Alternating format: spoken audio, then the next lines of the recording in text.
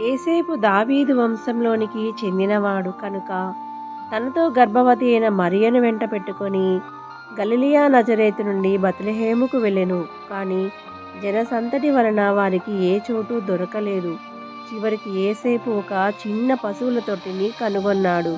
ఆ రాత్రి రక్షకుడు ఈ లోకంలో జన్మించాడు. గొర్రెల కాపరులకు ఆకాశంలో ఒక మహాకాంతి కనపడెను. వాళ్ళు భయపడిపోయారు.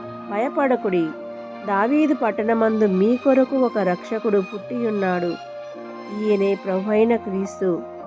ఇదే మీకు గుర్తు. ఒక శిశువు పొత్తిగుడ్డలతో చుట్టబడి ఒక తొట్టెలో పండుకొని ఉండుట మీరు చూచెదరు.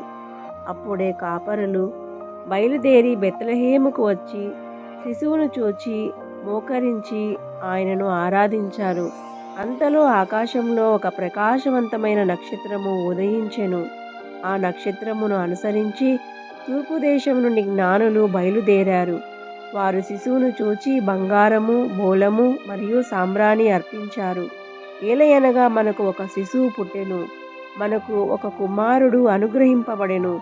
ఆయన భుజముల మీద రాజ్యభారము ఉండును. ఆయన పేరు ఆశ్చర్యకరుడు, ఆలోచనకర్త, బలవంతుడైన దేవుడు, నిత్యుడగు తండ్రి, సమాధానకర్తయగు అధిపతి.